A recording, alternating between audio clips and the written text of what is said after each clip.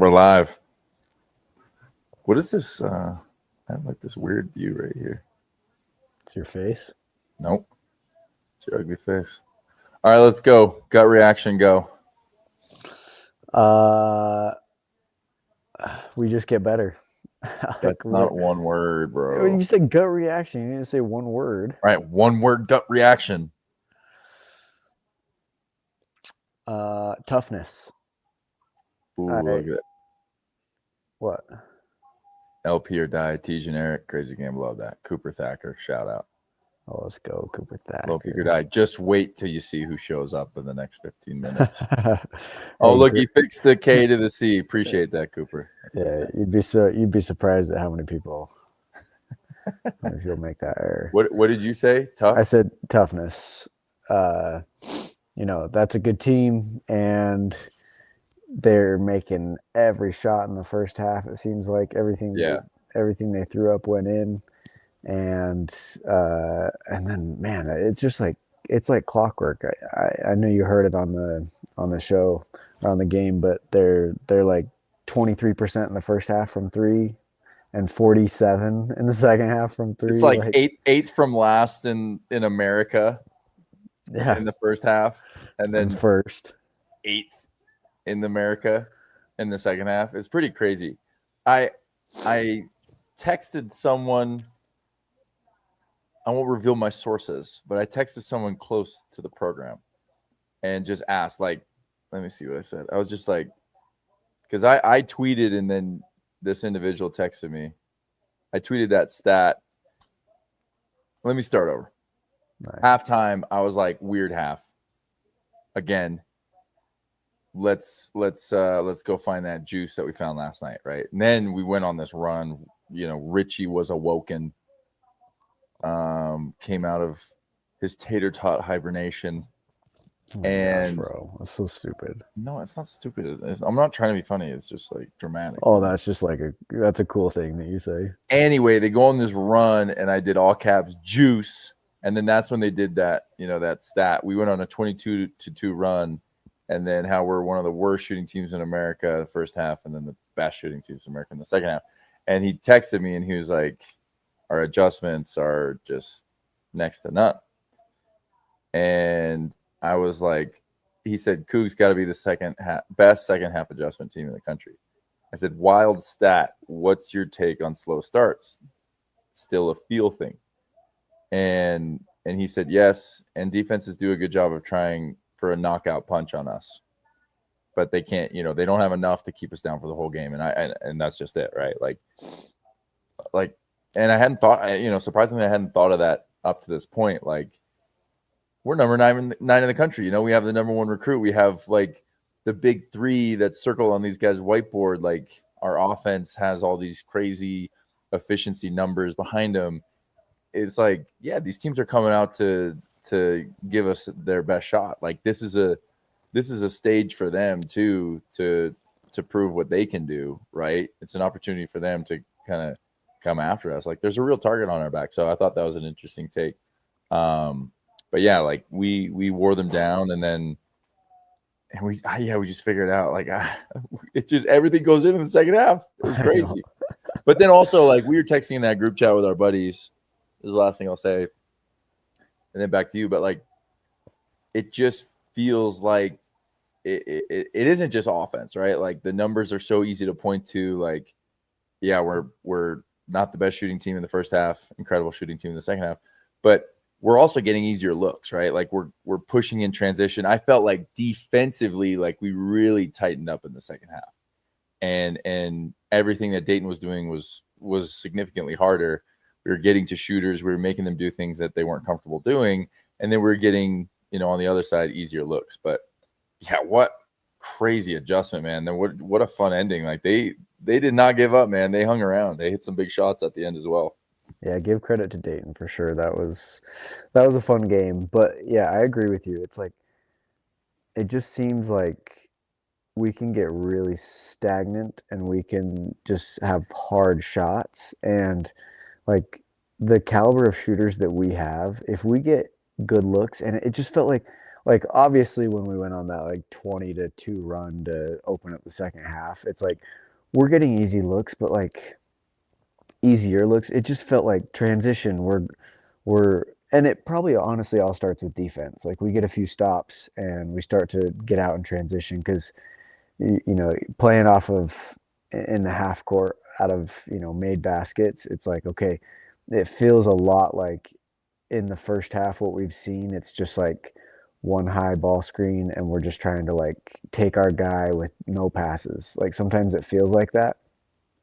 And then, you know, in that second half, it's just like we're sprinting the floor, we're getting stops, we're getting threes in transition, we're getting easy looks.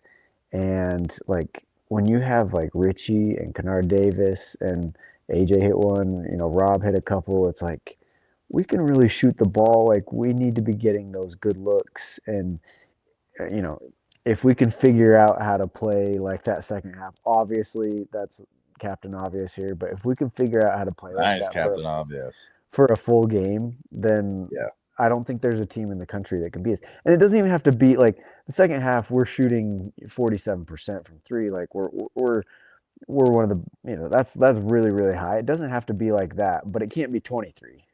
Yeah. Like, can we be 35 and we average out to, you know, 42% or whatever, and it's like, man, nobody can stop us. It feels like we just have so many threats, and I just want to see our consistency and our rhythm be more consistent.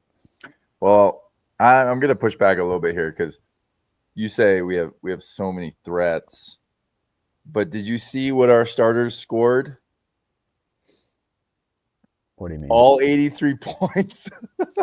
Oh gosh, we didn't have any bench production. No, we had 0 bench points. We're gonna have to go look up to see the last time that happened. I'm sure Cougar Stats on Twitter. I hope he's watching this, and please go dig this up. It's probably out there. But you had 70 of our 83 points coming from AJ, Rob, and Richie. I mean, Richie with 29 is just absurd. Love that. And he just what you like about Richie though too is his 29 isn't on 22 shots. That's on 15.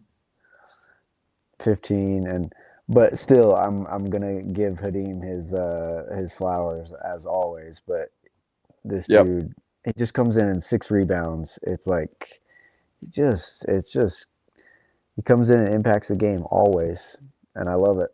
And he's gonna give you 6 rebounds, and he's gonna give you like some tipped boards too. You know, it doesn't always show up on the stat sheet, but like he impacts the game always when he gets out there. I know this is something that JT talks about a lot, and he tweeted about it tonight too.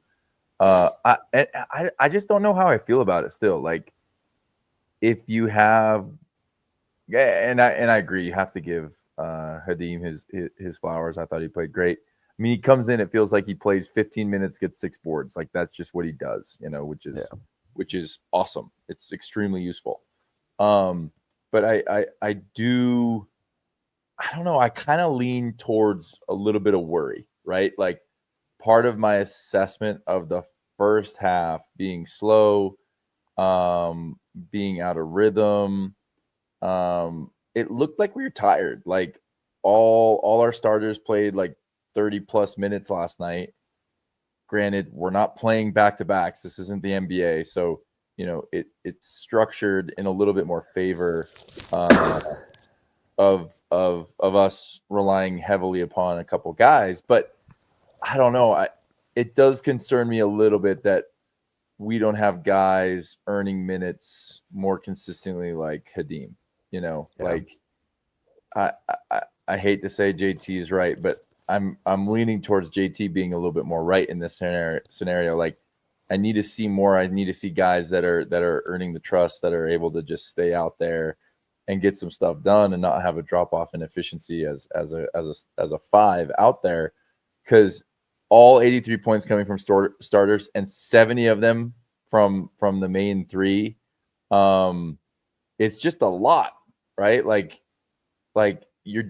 you're gonna get banged up, right? Like Dawson going down again. There's nothing out there official. at least as far as I've seen.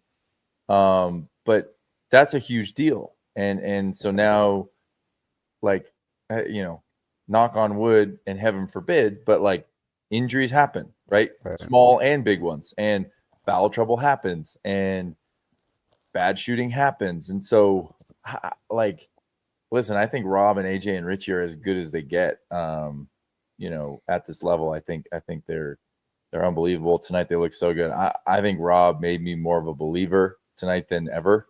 Because even though he had a great scoring night, like, I did feel like he ran the offense more than he has, and that's something I brought up last night. Like, easy shots were kind of coming from what he was getting done. He was playing a little bit more with 2 feet, playing off of 2 feet, and obviously this was heavily in the second half. But I don't know, like, are you worried at all about that? Like, 0 points off the bench, or you're just like, whatever? Yeah, no, that's concerning because I haven't. I mean, and I only bring it up now because I haven't been concerned. But tonight was kind of extreme. I mean, that the big three goes 7 for 12, 9 for 15, 9 for 16. From 3, we're 7 of 11, 9 of 15 from 3 from the big three. Like, that's shooting the ball extremely well from those 3 guys. And like, it's just basketball. This is the way this goes. They're not going to shoot. All 3 of them are not going to shoot really, really well every single game. If they do, awesome. But like, it's bound to happen. Somebody's going to have an off night. They're throwing a defense at you that puts you in, I don't know, you don't get in your rhythm, whatever. If one of them has 5 points tonight, like, what happens to this game? And it is a little concerning because, but I don't know. It's time will tell on it. I mean, they take most of the shot. I mean, like, we only had 3 shots off the bench, so like, it's not like we're getting tons of looks. But yeah, it's a little concerning. Yeah. But I mean, so far, those 3 guys have been pretty phenomenal every night. So I don't know. Well, we'll have to see. Like I said, I think Rob looked really, really good. Still nitpicky. But I felt like he was making things easy in the second half for the other 2. Man, also, they were all over AJ.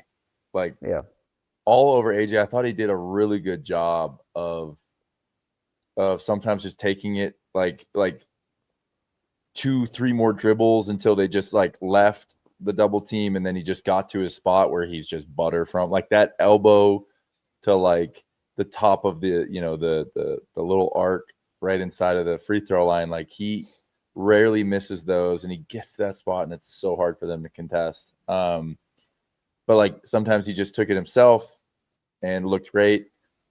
Richie had a big 3 right there at the end, maybe his last one of his last 2, that came from a double team in the post where AJ just saw over it and just threw it over the top, right on the money, right? Like, that was super impressive. And like, as you were talking about, like, there being a little bit of concern about the depth, I'm like pushing back on myself. That's just why I keep bringing it up, because like last night JT was talking about it, and I was like, yeah, it's fair. There's not a ton of production, but also, like, there's not a ton of opportunity. Yeah. You have AJ 34 minutes, Kennard 32, Saunders 38, Rob Wright 35. So it's like, it's just, how do you want to slice it? Is it they don't come out because they're doing so well and they don't need to, or they don't come out because the other guys can't be trusted? Like, I don't know. You could probably argue both ways. But the other thing is, like, like, our guys that are I don't know. I still trust them. Like, I still think Diamond has a place. I still think Russ has a place.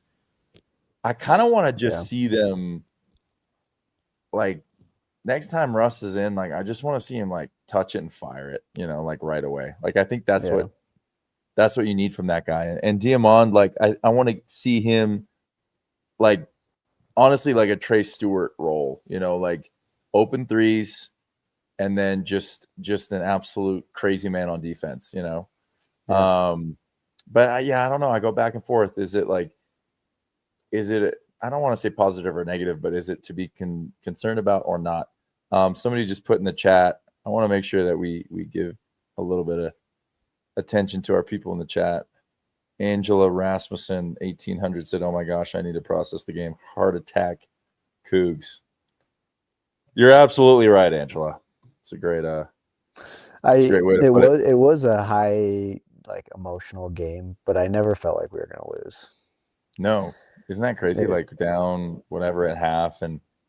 At half for sure. I was like, okay, these guys are just making every three and they're up a few points on us. Like I was not concerned in the slightest. And then, what was our biggest lead? We got up to 11 or 13 or something like that, maybe. Yeah, and they're not going to go away, and they kept fighting, and that was great. But even when they made their runs, it was just like, we're good. Yeah. It was fun. Yeah. It was an intense game, but I just never felt like we were going to give that up. Yeah. Someone said, what were Kennard's stats? He had 5 points. He was 2 for 7, 1 for 4 from 3, 4 rebounds. So kind of a quieter game. Oh, that was the other thing I was going to say as we welcome Mr. Nick Emery to the stage. Wow, What Mr. up, Feet on Wood. Hey, what's up, boys? How's it going? Wait, let me finish. Just be quiet, Nick. Let me just finish my thought. All right. The other thing I was gonna say about the bench production or about like the main guys being on versus off, like how do we manage that? We saw it last night. Like Richie kind of had a quiet game. I think he had 8 points, but he facilitated a little bit more. He had 5 assists. But Kennard had a game, right? So I still I've gone back and forth now like 100 times just in this, 17 minutes, but I kind of lean towards opportunity. I just think these guys haven't had the opportunity. They haven't needed to step up. Yeah. And when someone has needed to in the very far and in between moments thus far in the season, they have, right? And so I don't know, like I think we're super, super capable. Give Nick and some then respect last now. one is Williams Freeman said refs in this entire tourney were questionable.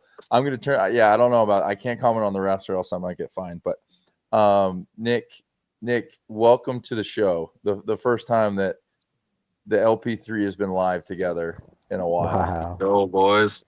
Excited to be here. Before we ask you the questions that I texted you that we're gonna ask you, I want to know you were there. You were boots on the ground, quite literally. Boots on the wood. On the wood, you were boots on the wood, boys. I mean, any closer to the game, you would have been in there playing. No kidding, yeah. Right so on the floor. What was the environment like? You sent us a video after Richie hit a big 3. It was awesome. It looked like it was cracking in there. Honestly, it is amazing the turnout of BYU fans, and honestly, like remember playing back in our days, like anywhere you go, right? There's always BYU fans, but the turnout here was absolutely incredible. There was that stretch there in the second half that obviously the game was not going in our favor. And I mean, man, made a big play. Crowd went wild. It just changed the energy of the game. I think when we start the game, it was our pace was a little off and we weren't getting in that rhythm, but that second half, I that's what I love about this team is they adjust and they do well and be able to adjust to the different pressures. I thought Dayton put a ton of ball pressure on full court and kind of got us in some trouble, but the guys were able to figure it out. Yeah. Nick, as a really good scorer, again, I'm going to go back to Richie, right? Like he had 8 last night. Last year, it kind of felt like he was just the guy, right? Like we just knew he was going to be the leading scorer every game. And that did catch us off guard in the beginning of the season. But then by the end, it was just like, yeah, okay, you look at the stat sheet, Richie's got 23. Like, that's just how it was. This year, you have some ball dominant guys, some volume, not volume shooting, but guys that get shots up, right? Like you have the other two of the big three, the Holy Trinity, as I like to call them. You know, and so sometimes he has to take a back seat. You've been on teams where you've been the guy. You've also been on teams, and mostly your teams at BYU, I would imagine you would categorize as the second, which is there's other really talented guys. Like, what is that like scoring 8, maybe not getting as many touches or having an off night, and then the mentality to go into a night, you know, like tonight, back to back, and have 29, and what were his other numbers? Just 9 for 15, 6 for 10 from 3. Like, how do you do that? You know, it's a mentality thing. And I know, Tej, you said that you coached Richie in high school, but man, just watching Richie up close, like obviously I know Richie, great dude. But that man is the heart and soul of this team. You know, what's impressive is that he can not have a good game, or I wouldn't say not have a good game, but kind of not shoot the ball well. Right. And then come out and shoot 6 for 10 from 3 tonight, you know? Yep. And there was one big pivotal point of this game, and it was that 1-3 that he got there late in the second half, you know? It was just, there was a different demeanor in his eyes, and the whole team rallies around him. You can see that he's kind of that glue guy there. And, you know, there was a couple times that maybe Rob made a couple mistakes, but Richie was right there helping him up. But yeah, you know what? I think Richie's, I mean, the glue guy to this team. Obviously a leader, and it's just the next shot mentality, right? The next one's going in, and he may have not been shooting the ball too well this year, but I think he really stepped up and knocked some shots down, and super impressed by his performance. Yeah, it is a shooter's mentality. It's like, I know what I'm capable of, and my next one's going in. But that 1-3 was a little bit like, I feel like Richie has just become a master at catch and shoot and catch and rip to the basket. And it's super hard to guard because it's like, okay, are you going to close out really hard because I'm just going to get to the basket? Or if you don't close out my shot as quick, that I'm just going to get it off. Yeah. But that was like, he had the ball in his hands for a second. He attacked, ripped back, pulled up for 3. I'm like, that's a little different than that was nice. That's not what he does. It was nice. Yeah. But that was like the play of the game. I mean, that put us up 4 at a crucial moment, and it was super impressive. No, absolutely. Jeez, what do you know about shooters' mentality? What do you know about the next one's going in? Your first one's never gone in. Eric, what do you shoot for? What was your percentage in college?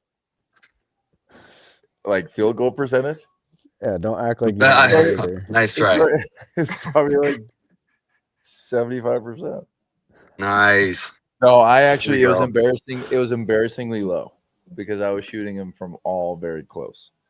It's probably like 53%. I don't know. Not that good. And 0 for 1 from 3. Tej, do you remember the 3? We pulled it up. Was it against Valpo in Vegas? Is that the one? Yes, Nick. That's actually incredibly impressive. Here's the thing. We've talked about this on lots of shows before. Because TJ has access to all this film through Synergy, we'll like be talking about something and just completely misremember it. Like close, but not even close. And that game, I've told people for 10 years now, like, oh yeah, I shot 1-3 in college, and it was a halftime buzzer beater, and I missed it. And then we go back and watch it. Halftime? No, it was the game winner. I thought it was at the end of the game, bro. First off, when I don't know who was inbounding it, but then I was like, why are we throwing it to Eric? TJ inbounded it, and then I just turned and shot it. No, it wasn't me, bro. It was LJ. I was open. Oh, yeah. That's right. LJ. Yeah, you were open. And I definitely had enough time to like hit TJ on like a little pitch, and he could have shot it. But like I was just a dummy, so I turned and shot it like I was so open. But can you imagine if I would have made that? Everything. Now you gotta post it for everybody to see, because that's a classic. Let's have a look. Yeah, that's not a classic. I don't know if I'd call it a classic, really. No, that actually, I remembered. I remembered the 1-3 against Valpo. I was that sucks. Yeah, TJ was wide open. I was kind of at half court. Nick, I can't believe you remember that perfectly. That's I don't know how, because I don't remember a whole lot. But man, Nick, what was your best game, like individual at BYU, do you think? My best game was San Francisco my freshman year. Did you hit 10 threes or was it? No, it was the game I hit 10 threes. We got to get those records back, boys. Somehow we got to get those records back. Oh yeah. Technically, you didn't hit any of those threes. Technically, right? I have 0 records, but no, it's San Francisco 37. But dang. Honestly, it's one of those things you don't remember. People don't realize. I mean, that's as a freshman going in and making 10 threes on the road, just taking over that game. Like, I've watched those highlights many times. I think we've pulled them up together, Eric. Yeah, we have. But I remember you had one like right in front of the bench that was like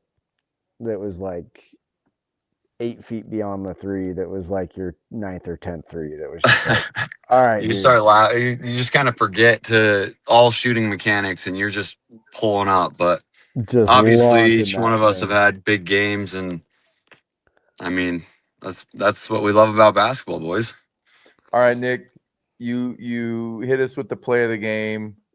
I want to hear your one-word gut reaction and a stat that to you sticks out. And then, Tej, we're going to you on the stat. Okay. So my one word for tonight's game, I would just say is grit, man. I mean, Dayton came out and kind of punched us in the face. Yeah, right? A little bit. I think it was one of those things. My expectations were not that. And they came out and absolutely got us. And we've all been in that situation, and it's one of those things that you just have to breathe. One memory that gets brought back is the Gonzaga game, our sophomore year and TJ's freshman year. Yep. I think we got down like 18-2, right?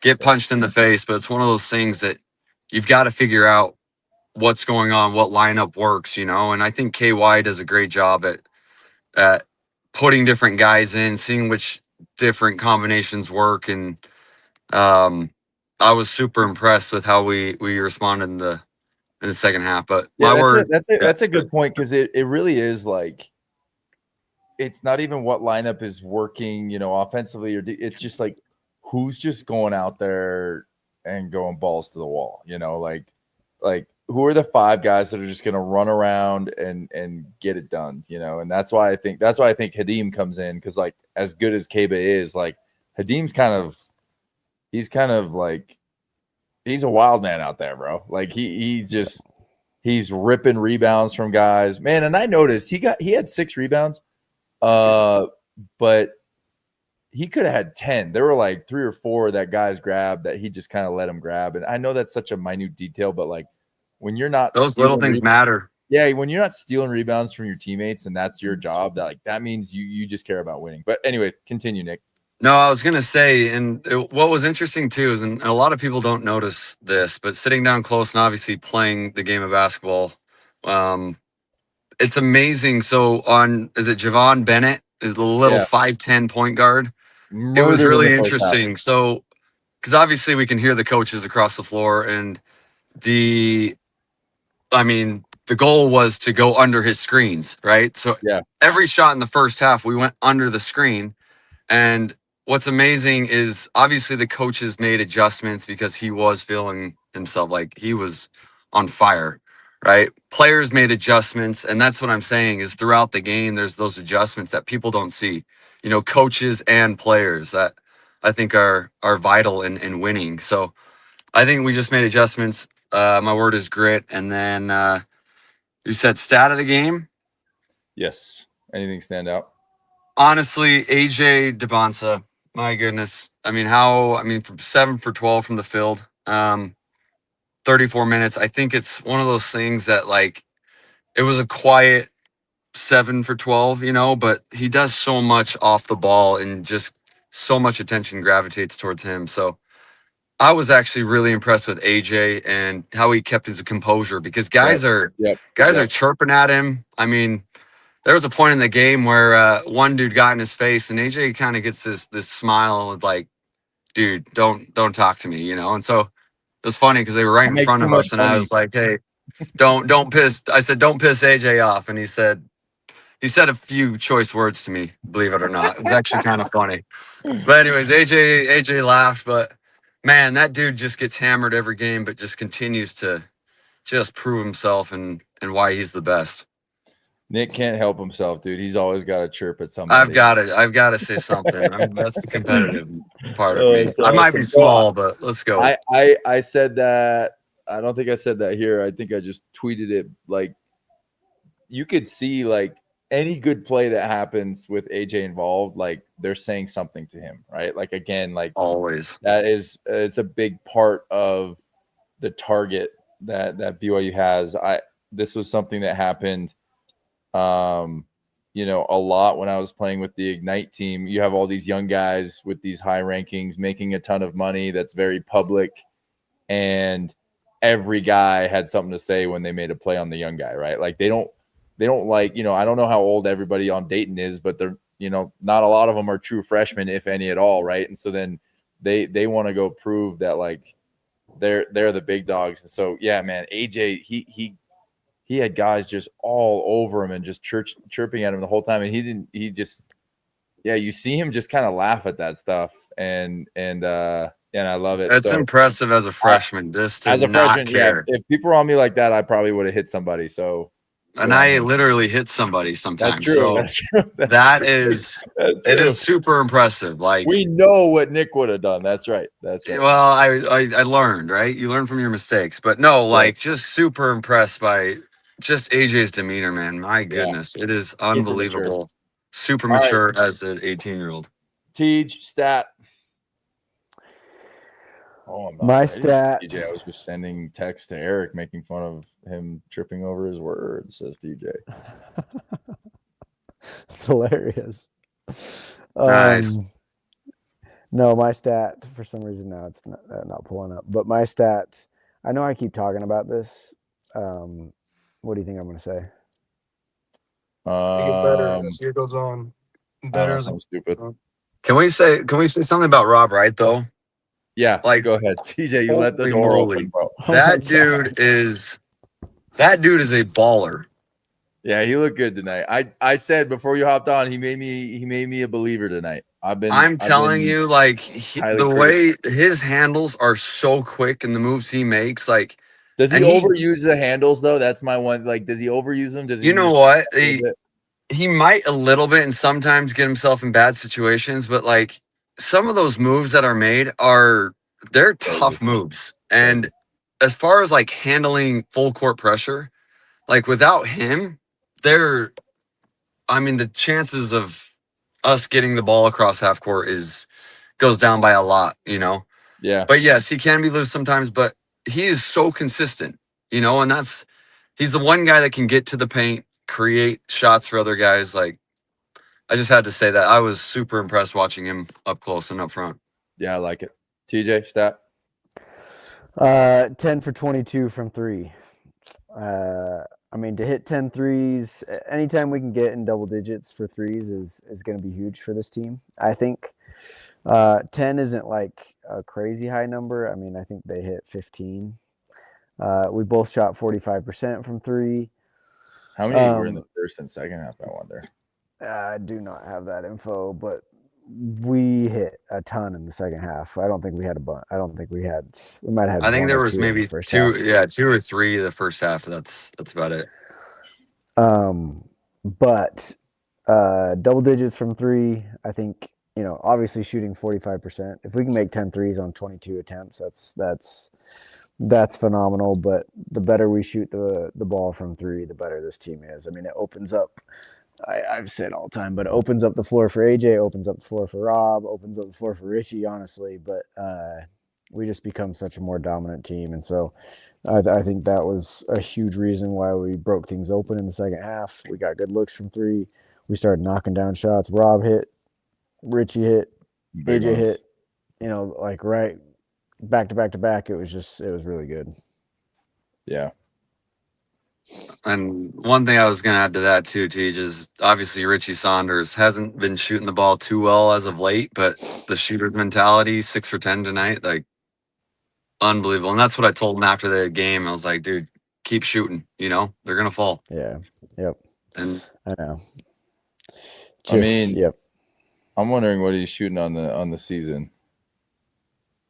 He's probably close to, I'd say he's over 40%. Probably right at 40. Yeah, he's 50. He's 49 field goal, 39-3. I mean, 39-3. Yeah, sounds that's about pretty right. good. And I think he started slow, but I really think he's got such a quick release that it's so hard to defend. Yeah, he's back to where he was. The Tater Tot King. Tater Tot. All right. King. Well, what else we got? I think that's it for me. Big game, big win.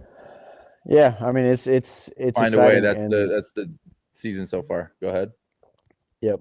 I mean, hopefully moving forward we can start off stronger. That's gonna be awesome if we can. Because I mean we did it against UConn. We came back and figured it out. But if we start off strong and we're going to figure that out, I promise. Yeah, that's for sure. That's something that KY is going to figure out. But the quicker we can do that, man, we start winning these games by 15-20, and we're a very scary team when we do what we did in the second half. And I just think I agree. I remember I had Justin Sua, if you guys remember him, the mental performance coach, hop on the pod years ago and asked him about like slow starts, versus like guys playing the right way and playing super hard. This was again with Ignite. So I was asking for young guys, which these guys on BYU's team are obviously, and he just said like the best coaches he was ever around that taught this just taught habits and practice. Like our practice, we're going to start excellent every single time, right? Like, because that like starting the game right comes from doing everything else being started and kicked off right as well. So, you say KY is going to figure that out. I totally agree. And again, I talked about this last night, like the way that this preseason is constructed is so perfect because it's tested us the right way and gotten us to improve the right way. I think that is the kind of the missing piece to really help us level up before we have, let's see, Kansas State on January 3rd. That's our first conference game. But before then, we have tune-ups. We have Cal Baptist, UC Riverside, Pacific, Abilene Christian, Eastern Washington. I mean, Clemson is in there as well, obviously in New York.